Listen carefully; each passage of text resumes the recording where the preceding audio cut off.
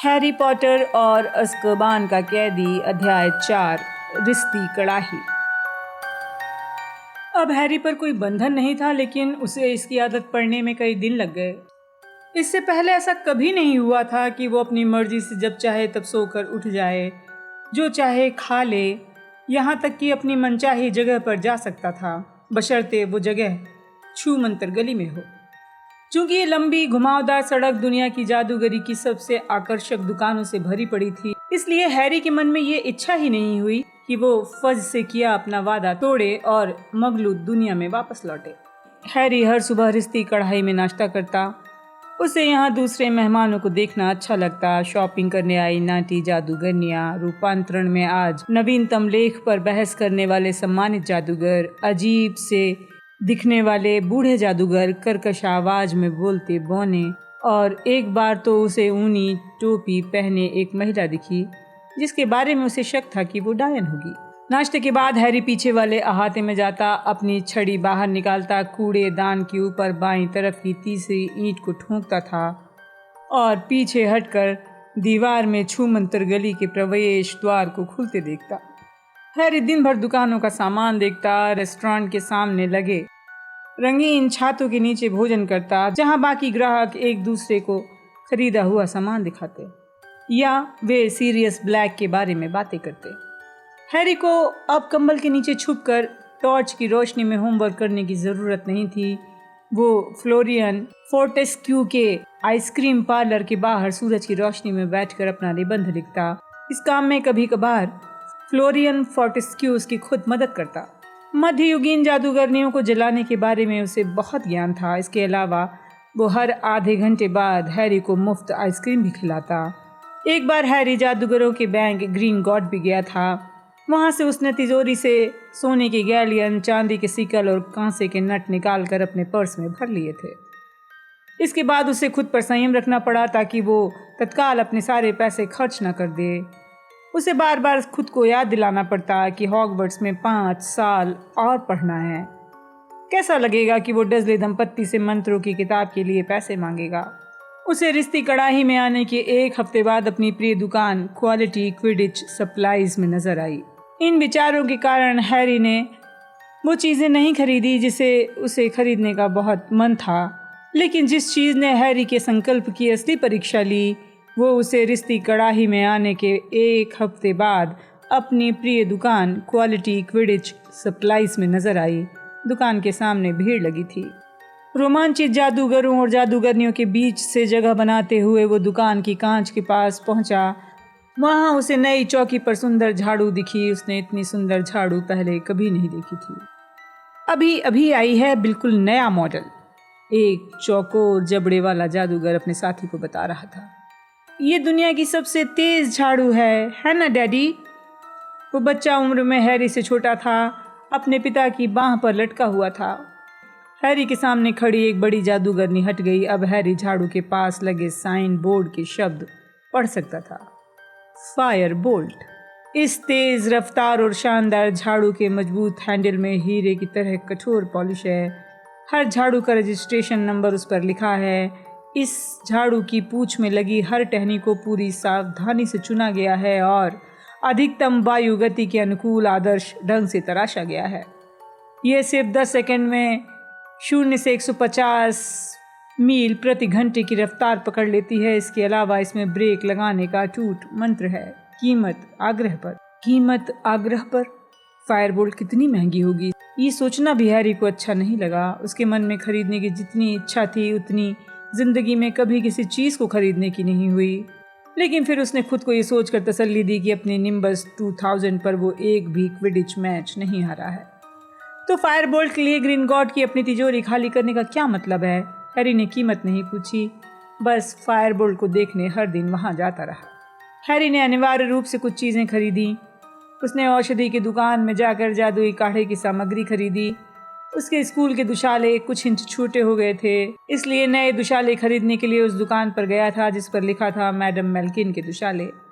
हर मौके के लिए इन सब से महत्वपूर्ण बात तो ये थी कि उसे अपनी नई पुस्तकें खरीदनी थी, जिसमें 2 नए विषयों, जादुई प्राणियों की देखभाल और ज्योतिष शास्त्र की पुस्तकें थी। पुस्तकों की दुकान की खिड़की के अंदर झांकने पर हैरी हैरान रह गया। आमतौर पर वहां सुनहरी जिल्द वाली मंत्रों की मोटी किताब होती थी, लेकिन इनके बजाय अब कांच के पीछे लोहे का एक बड़ा पिंजरा रखा था, जिसमें भयानक जानवरों की भयानक किताब की लगभग 100 प्रतियां रखी थीं। ये किताबें आपस में झगड़ रही थीं, कुश्ती कर रही थीं, एक दूसरे पर वार कर रही थी। उनके फटे हुए पन्ने हर तरफ उड़ रहे थे। हैरी ने जेब से अपनी पुस्तकों की सूची निकाली और पहली बार गौर से देखा। भयानक जानवरों की भयानक किताब जादुई प्राणियों की देखभाल विषय के पाठ्यक्रम में थी। अब हैरी को समझ में आया कि हैग्रिड ने ये क्यों कहा था कि ये काम आएगी। उसे राहत का एहसास हुआ। इससे पहले वो सोच रहा था कि कहीं हैग्रिड ने कोई भयानक जानवर तो नहीं पाल लिया जिसकी देखभाल में वो मदद चाहता हो। जब हैरी फ्लोरिश एंड ब्लॉट्स में घुसा तो मैनेजर जल्दी से उसकी तरफ आया। हॉगवर्ट्स? उसने पूछा। नई पुस्तकें लेने आए हो? हाँ, हैरी ने कहा, मुझे ये पुस्तकें चाहिए। रास्ते से हट जाओ, मैनेजर ने बेचैनी से कहा। हैरी को एक तरफ कर दिया, फिर उसने बहुत मोटे ग्लव्स निकाले, एक बड़ी घूमड़दार छड़ी उठाई और भयानक किताब वाले पिंजरे की तरफ चल दिया। जरा ठहरिए, ये पुस्तक तो मेरे पास पहले से है। अच्छा। मैनेजर के चेहरे पर राहत का भाव आ गया। ईश्वर को लाख लाख धन्यवाद, ये पुस्तक मुझे आज ही 5 बार काट चुकी है। पन्ने फटने की तेज किताब आई। भयानक किताब की 2 प्रतियों को तीसरी ने पकड़ लिया था और उसके चीथड़े उड़ा रही थी। लड़ाई बंद करो, मैनेजर चीखा और पिंजरे की छड़ों के बीच छड़ी डालकर पुस्तकों को अलग करने लगा। मैं अपनी दुकान में इन्हें कभी नहीं रखूंगा, तूफान मचा रखा है। मुझे लगता था कि हमारा सबसे बुरा हाल तब हुआ था जब हमने अदृश्य पुस्तकों की 200 प्रतियां खरीदी थीं। उन्हें खरीदने में बहुत पैसे लगे, लेकिन हम उन्हें कभी खोज ही नहीं पाए क्योंकि वो सचमुच अदृश्य थी। तो अब आपको कौन सी किताब चाहिए? हैरी ने पुस्तकों की सूची देखते हुए कहा। मुझे कैसेंड्रा ब्लास्टस्की की भविष्य का खुलासा चाहिए। अच्छा, ज्योतिष शास्त्र पढ़ने वाले हो? मैनेजर ने पायदान चढ़कर काली जिल्द वाली एक मोटी पुस्तक निकालते हुए कहा। ये लो, भविष्य का खुलासा। ज्योतिष की मूलभूत शाखाओं में बहुत अच्छी मार्गदर्शिका है। हैरी का ध्यान उसकी तरफ नहीं था। उसकी निगाह तो पास की टेबल पर रखी पुस्तक पर थी, मौत के अपशगुन। मैनेजर के सहायक ने हैरी को वो पुस्तक घूरते हुए देखा तो मजाक में बोला, अगर मैं तुम्हारी जगह होता तो इसे नहीं पढ़ता। इसे पढ़ने के बाद तुम्हें हर जगह मौत के अपशगुन दिखने लगेंगे। इसे पढ़ने से आदमी दहशत से ही मर जाएगा। इसके बावजूद हैरी पुस्तक की कवर को घूरता रहा। उसमें भालू जितना बड़ा काला कुत्ता था जिसकी आंखें चमक रही थी, वो उसे जाना पहचाना लग रहा था। सहायक ने हैरी को भविष्य का खुलासा पकड़ा दी। उसने पूछा, कुछ और? हैरी ने अपनी निगाह कुत्ते पर से हटाई और अपनी पुस्तकों की सूची देखते हुए कहा, हाँ, मुझे माध्यमिक रूपांतरण और मंत्रों की मानक किताब का भाग 3 चाहिए। 10 मिनट बाद हैरी जब फ्लरिश एंड ब्लॉट से बाहर निकला तो उसके हाथ में नई पुस्तकें थीं। रिश्ती कड़ाही की तरफ जाते हुए उसे होश ही नहीं था कि वो कहाँ जा रहा है। नतीजा ये हुआ कि वो रास्ते में कई लोगों से टकरा रहा था। रिश्ती कड़ाही में पहुंचने के बाद हैरी सीढ़ियों पर चढ़ा, अपने कमरे में गया, किताबों को बिस्तर पर डाल दिया। किसी ने आकर कमरा साफ कर दिया था, खिड़कियां खोल दी थीं। सूरज की रोशनी अंदर आ रही थी। हैरी को मगलुओं की सड़क तो नहीं दिख रही थी, पर आते जाते बसों की आवाज़ सुनाई दे रही थी। इसके अलावा उसे रिश्ती कड़ाही के ग्राहकों की आवाज़ें सुनाई पड़ रही थी। उसने वॉश बेसिन के ऊपर लगे आईने को खुद को देखा। उसने अपने प्रतिबिंब से साहस से कहा, यह मौत का अपशगुन नहीं हो सकता। उस समय मैं डरा हुआ था, इसलिए मैंने कोई आवारा कुत्ता देखा होगा। फिर वो अपने बालों को जमाने की कोशिश करने लगा। आईना घरघराती आवाज में बोला, बच्चे, तुम ये लड़ाई नहीं जीत सकते। दिन गुजरते गए। अब हैरी जहां भी जाता रॉन और हरमाइनी की तलाश करता। स्कूल जाने की तारीख पास आ रही थी, इसलिए हॉगवर्ट्स के विद्यार्थी दिखने लगे थे। क्वालिटी क्विडिच सप्लाईज में हैरी सीमस, फिनिगन और डीन थॉमस से मिला, जो गरुड़ द्वार में थे। वो भी फायर बोल्ट को हसरत से देख रहे थे। फ्लोरिश एंड ब्लॉट्स के बाहर हैरी को नेविल लॉन्ग बॉटम दिखा, जो गोल चेहरे वाला भुलक्कड़ बच्चा था। हैरी ने उससे बात नहीं की। ऐसा लग रहा था जैसे नेविल ने अपनी पुस्तकों की सूची घुमा दी हो और उसकी कड़क दिखने वाली दादी उसे डांट रही थी। हैरी ने सोचा, काश उसे ये कभी पता न चले कि जादू मंत्रालय से भागते समय उसने नेविल बनने का नाटक किया था। छुट्टियों के आखिरी दिन हैरी ये सोचकर जागा कि कल तो रॉन हरमाइनी उसे हॉगवर्ट्स एक्सप्रेस में मिलेंगे। कपड़े पहनकर वो आखिरी बार फायर बोल्ट देखने गया। अभी सोच रहा था कि लंच कहाँ करे तो किसी ने उसका नाम लिया। उसने पलट कर देखा, हैरी हैरी! रॉन और हरमाइनी दोनों ही फ्लोरियन फोर्टेस्क्यू के आइसक्रीम पार्लर के बाहर बैठे थे। रॉन बहुत ही चकत्तेदार दिख रहा था और हरमाइनी बहुत भूरी। जब हैरी उनके पास बैठा तो रॉन ने मुस्कुराते हुए कहा, आखिर तुम मिल ही गए। हम लोग जब रिश्ती कड़ाही गए तो पता चला कि तुम बाहर घूमने गए हो।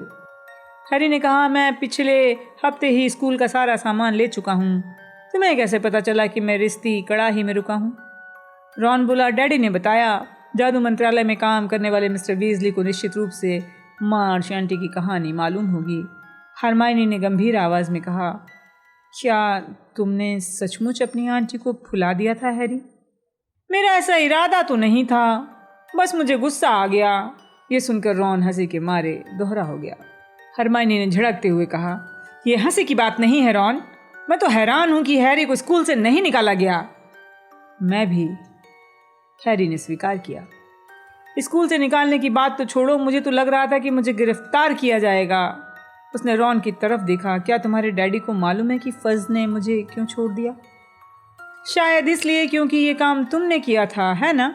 रॉन ने हंसते हुए कंधे उचकाए। मशहूर हैरी पॉटर। अगर मैंने अपनी आंटी के साथ ऐसा किया होता तो मंत्रालय ने मेरा बहुत बुरा हाल किया होता। वैसे मैं बता दूं कि उन्हें मुझे कब्र से निकालना पड़ता, क्योंकि मेरी मम्मी मुझे पहले ही मार डालती। बहरहाल आज शाम को तुम डैडी से खुद ही पूछ लेना।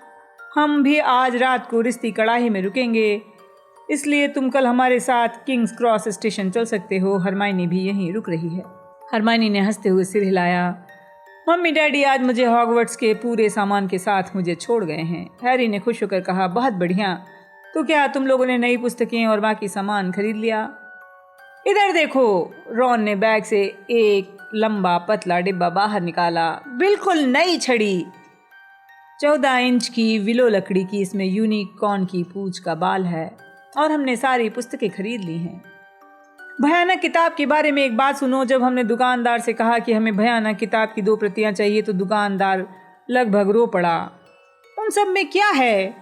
हैरी ने हरमाइनी की कुर्सी के पास रखे एक नहीं बल्कि 3 भारी बैगों की तरफ इशारा किया। हरमाइनी बोली, मैं तुम लोगों से ज्यादा विषय ले रही हूँ। उन बैगों में जादुई प्राणियों की देखभाल, अंकों का जादुई महत्व और ऐतिहासिक अध्ययन, ज्योतिष शास्त्र, पुरातन लिपियों का अध्ययन, मगलुओं का अध्ययन की पुस्तकें हैं। तुम मगलुओं के अध्ययन का विषय ले रही हो? अरे तुम मगलू घर में पैदा हुई हो, तुम्हारे मम्मी डैडी मगलू हैं। तुम पहले ही मगलुओं के बारे में सब जानती हो। मुझे लगता है जादूगरों के दृष्टिकोण से मगलू का अध्ययन करना दिलचस्प रहेगा। हरमाइनी ने गंभीरता से जवाब दिया। इस साल तुम्हारा खाने या सोने का कोई इरादा नहीं है हरमाइनी? हैरी ने पूछा। रॉन हंस पड़ा। हरमाइनी ने इस बात पर ध्यान नहीं दिया। इसके बाद वो अपने पर्स को देखते हुए बोली, मेरे पास भी 10 गेलियन बचे हैं। मेरा जन्मदिन सितंबर में है। मम्मी डैडी ने मुझे कुछ और पैसे दिए हैं ताकि मैं अपने जन्मदिन के लिए तोहफा खरीद लूं। रॉन ने मासूमियत से कहा, एक अच्छी किताब कैसी रहेगी? हरमाइनी शांत स्वर में बोली, नहीं, मुझे ऐसा नहीं लगता। मुझे दरअसल एक उल्लू चाहिए। मेरा मतलब हैरी के पास हेडविग है और तुम्हारे पास एरल है।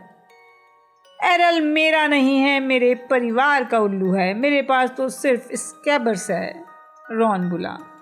उसने अपने पालतू चूहे को जेब से बाहर निकाला। मुझे लगता है मिश की यात्रा में इसकी हालत पतली हो गई है। ये कहते हुए चूहे को सामने वाली पतली टेबल पर रॉन ने रख दिया। स्कैबर्स पहले से दुबला दिख रहा था। उसकी मूंछ के बाल तक झुके हुए थे। जादुई जानवरों की दुकान में चलते हैं, हैरी ने कहा, जो अब तक छूमंतर गली से अच्छी तरह परिचित हो चुका था। वहां तुम स्कैबर्स की जांच करा लेना और हरमाइनी उल्लू खरीद लेगी। उन्होंने अपनी आइसक्रीम के पैसे दिए और सड़क पार करके जादुई जानवरों की दुकान में चले गए। दुकान के अंदर बहुत कम जगह थी। पूरी दीवार में पिंजरे ही पिंजरे थे। अंदर बदबू और शोर शराबा था। काउंटर के पीछे खड़ी जादूगरनी एक जादूगर को 2 मुहे न्यूट्स की देखभाल के बारे में सलाह दे रही थी। इसलिए हैरी, रॉन और हरमाइनी इंतजार करते समय पिंजरों की तरफ देखने लगे। जैसे ही 2 मुहे न्यूट्स वाला जादूगर वहां से गया, रॉन काउंटर पर पहुंच गया। उसने जादूगरनी से कहा, यह मेरा चूहा है, जब से मिस्र से लौटा है। इसकी हालत खराब है। जादूगरनी ने अपनी जेब से भारी काला चश्मा निकाला और कहा, उसे काउंटर पर पटक दो। रॉन ने भीतरी जेब से स्कैबर्स को निकाला, उसे चूहों के पिंजरे के पास रखा अब पिंजरे में बंद चूहों ने उछल कूद बंद कर दी और वो स्कैबर्स को अच्छी तरह देखने के लिए पास आने की कोशिश में झगड़ रहे थे। रॉन की लगभग हर चीज़ की तरह स्कैबर्स भी सेकेंड हैंड था। खास तौर पर पिंजरे के चमचमाते चूहों के आगे वो खस्ता हाल दिख रहा था। जादूगरनी ने स्कैबर्स को ऊपर उठाते हुए कहा, इसकी उम्र कितनी है? रॉन बोला, पता नहीं, काफ़ी होगी, पहले ये मेरे भाई के पास था। इसमें शक्तियाँ हैं? जादूगरनी ने स्कैबर्स की गौर से जांच करते हुए कहा, पता नहीं, शक्तियों का कोई चिन्ह तो कभी नहीं दिखाया इसने। जादूगरनी की निगाह स्कैबर्स के दबे हुए बाएं कान से उसके अगले पंजे पर गई। उसकी उंगली गायब थी। फिर उसने अफसोस करते हुए कहा, इसका समय पूरा हो गया है। रॉन ने रक्षात्मक अंदाज में कहा, कुछ समय पहले तक ये वैसा ही था जैसा पर्सी से लेते वक्त था। इस तरह के साधारण चूहे से 3 साल से ज़्यादा जिंदा रहने की उम्मीद नहीं करना चाहिए। अगर तुम्हें ज़्यादा समय तक चलने वाला चूहा चाहिए तो तुम इनमें से कोई चुन सकते हो। उसने काले चूहों की तरफ इशारा किया जो तत्काल उछलने कूदने लगे। रॉन बुदबुदाया, इतरा रहे हैं। अगर दूसरा चूहा नहीं चाहिए तो तुम अपने चूहे को रैट टॉनिक पिलाकर देखो। जादूगरनी ने काउंटर के नीचे से एक छोटी लाल बोतल उठाकर दी। ठीक है, रॉन बोला, कितने पैसे हुए? आउच! रॉन पीछे हट गया क्योंकि एक बड़ी नारंगी सी चीज सबसे ऊपर वाले पिंजरे से कूदकर रॉन के सिर पर आ गिरी थी। कूदते ही वो वहशी अंदाज में स्कैबर्स पर झपटी। नहीं क्रुकशैंक्स, नहीं! जादूगरनी चिल्लाई, लेकिन तब तक स्कैबर्स उसके हाथ से साबुन की टिकिया की तरह फिसलकर फर्श पर कूद गया और दरवाजे से बाहर निकल गया। रॉन चिल्लाया, स्कैबर्स! स्कैबर्स के पीछे पीछे उसने दौड़ लगा दी। हैरी भी रॉन के पीछे भागा। स्कैबर्स को ढूंढने में उन्हें 10 मिनट लग गए। वो क्वालिटी क्विडिच सप्लाईज के बाहर रखे कूड़ेदान में छिपा बैठा था। रॉन ने कांपते हुए चूहे को अपनी जेब में रखा और अपना सिर मलते हुए खड़ा हो गया। वो क्या चीज थी? या तो बड़ी बिल्ली थी या छोटी शेरनी। हैरी बोला, हरमाइनी कहाँ है? शायद उल्लू खरीद रही है। वे वापस जादुई जानवरों की दुकान की तरफ जाने वाली भीड़ भरी सड़क पर चलने लगे। वो दुकान में पहुंचे तो हरमाइनी बाहर निकली, लेकिन उसके हाथ में उल्लू नहीं था। उसकी बाहों में एक बड़ी बिल्ली थी। तुमने इस वहशी बिल्ली को खरीद लिया? रॉन का मुंह खुला रह गया। कितनी प्यारी बिल्ली है ना? हरमाइनी ने कहा। हैरी ने सोचा, ये तो अपनी अपनी पसंद है। बिल्ली का फर मोटा और रोएदार था, लेकिन निश्चित रूप से इसका एक पैर थोड़ा मुड़ा था और इसका चेहरा थोड़ा दुचला लग रहा था। बिल्ली को स्कैबर्स नहीं दिखाई दे रहा था, इसलिए वो हरमाइनी की बाहों में आराम से बैठी रही। रॉन ने कहा, हरमाइनी, उसने मेरे सिर पर छलांग लगाकर मुझे घायल करने की कोशिश की थी। उसका ऐसा कोई इरादा नहीं था, है ना क्रुकशैंक्स? हरमाइनी बोली। और स्कैबर्स का क्या होगा? उसे आराम की जरूरत है। अगर तुम्हारी बिल्ली चारों तरफ घूमती रही तो वो आराम कैसे कर पाएगा? इससे मुझे याद आया, तुम अपना रैट टॉनिक भूल गए थे। हरमाइनी ने रॉन को एक छोटी लाल बोतल देते हुए कहा। और चिंता मत करो, ये बिल्ली मेरे साथ मेरे कमरे में सोएगी और स्कैबर्स तुम्हारे कमरे में। परेशानी क्या है? वे रिश्ती कड़ाही की तरफ चलने लगे। वहां पहुंचकर उन्होंने देखा मिस्टर वीजली बार में बैठकर दैनिक जादूगर पढ़ रहे थे। उन्होंने मुस्कुराते हुए कहा, हैरी, तुम कैसे हो? बढ़िया, धन्यवाद। फिर वो रॉन और हरमाइनी अपने सामान के साथ मिस्टर वीजली के पास पहुंचे। मिस्टर वीजली ने अखबार नीचे रख दिया। हैरी ने देखा, उसमें सीरियस ब्लैक की चिर परिचित तस्वीर थी। उसने पूछा, वे उसे अब तक पकड़ नहीं पाए? नहीं, मिस्टर वीजली ने कहा, जो बहुत गंभीर दिख रहे थे। मंत्रालय के सभी लोग अपना काम छोड़कर उसे ढूंढ रहे हैं, लेकिन अब तक किस्मत ने साथ नहीं दिया। अगर हम उसे पकड़ लें तो हमें कितना इनाम मिलेगा? रॉन ने पूछा। कुछ और पैसे मिलना अच्छा लगेगा। बेवकूफी की बातें मत करो रॉन। ब्लैक 13 साल का कोई बच्चा नहीं पकड़ सकता। मेरी बात याद रखना, उसे अज़्काबान के पहरेदार ही पकड़ेंगे, मिस्टर वीजली ने तनाव भरी आवाज में कहा। उसी पल मिसेस वीजली बार के अंदर आई। उनके हाथ में खरीदारी का सामान था। उनके पीछे पर्सी था, जो हाल में ही हेड बॉय बना था। सबसे पीछे जिनी थी, जो वीजली परिवार की सबसे छोटी संतान और इकलौती लड़की थी। जिनी हैरी को पसंद करती थी। उसे देखते ही बुरी तरह शर्मा गई। आमतौर पर वो जितना शर्माती थी, इस बार उससे भी ज़्यादा शर्मा गई, क्योंकि पिछले साल हैरी ने हॉगवर्ट्स में उसकी जान बचाई थी। उसका चेहरा लाल सुर्ख हो गया। उसने हैरी की तरफ बिना देखे उसे हेलो किया। दूसरी ओर पर्सी ने हैरी की तरफ अपना हाथ बड़े ही नाटकीय अंदाज में बढ़ाया, जैसे वो पहले कभी हैरी से मिला ही न हो। तुमसे मिलकर खुशी हुई हैरी। हेलो पर्सी, हैरी ने हंसी रोकते हुए कहा। मुझे आशा है सब अच्छा चल रहा होगा। पर्सी ने बड़प्पन वाले अंदाज में हाथ मिलाया। ऐसा लगा जैसे हैरी किसी मेयर को मिल रहा हो। बहुत बहुत धन्यवाद हैरी। फ्रेड ने पर्सी को कोहनी से एक तरफ हटाया और सिर झुकाकर हैरी का अभिवादन किया। तुमसे मिलना बेहद आनंददायक है, बेहद सुखद। जॉर्ज ने फ्रेड को एक तरफ किया और हैरी का हाथ थाम लिया। बहुत मज़ेदार। पर्सी ने उन्हें गुस्से में घूरा। मिसेस वीजली बोली, चलो छोड़ो, अब मजाक बहुत हो गया। मम्मी, फ्रेड बोला जैसे उसने उन्हें उसी समय देखा हो। फिर उसने उनका हाथ पकड़कर कहा, आपको देखकर बहुत अच्छा लगा। मैंने कहा मजाक बंद करो। मिसेस वीजली ने अपना खरीदारी का सामान एक खाली कुर्सी पर रख दिया। हेलो हैरी, मुझे लगता है तुमने हमारी रोमांचक खबर सुन ली होगी। उन्होंने पर्सी के चांदी के चमकते बिल्ली की तरफ इशारा किया। परिवार का दूसरा हेड बॉय। ये बोलते हुए उनकी छाती गर्व से फूल गई। और आखिरी, फ्रेड ने दबी आवाज में कहा, मुझे इसके बारे में शक नहीं है। मिसेस वीजली ने अचानक त्योरियां चढ़ाकर कहा, मैं देख रही हूं तुम दोनों को प्रीफेक्ट नहीं बनाया गया है। हम प्रीफेक्ट बनना भी नहीं चाहते थे, इससे सारा मजा खत्म हो जाएगा। जॉर्ज ने इस विचार के बारे में हकारत से कहा। जिनी हंस दी। मिसेस वीजली ने कहा, तुम्हें अपनी बहन के सामने अच्छा उदाहरण पेश करना चाहिए। अच्छा उदाहरण पेश करने के लिए जिनी के पास दूसरे भाई हैं माँ। पर्सी बड़प्पन से बोला, मैं डिनर के लिए कपड़े बदल कर आता हूँ। उसके जाते ही जॉर्ज ने आह भरी। हमने उसे एक पिरामिड में बंद करने की कोशिश की थी, उसने हैरी को बताया, लेकिन मम्मी ने हमें देख लिया। उस रात का डिनर बहुत मज़ेदार था। बियर बार के मालिक टॉम ने पार्लर में 3 टेबलें एक साथ जोड़ दी, जिस पर बैठकर वीजली परिवार के 7 सदस्यों हैरी और हरमाइनी ने डटकर खाना खाया। फ्रेड ने पूछा, हम कल किंग्स क्रॉस तक कैसे पहुंचेंगे डैडी? मिस्टर वीजली ने कहा, मंत्रालय की 2 कारें हमें लेने आएंगी। सब लोग उनकी तरफ देखने लगे। क्यों? पर्सी ने उत्सुकता से पूछा। इसलिए क्योंकि तुम हमारे साथ हो पर्सी, जॉर्ज ने गंभीरता से कहा।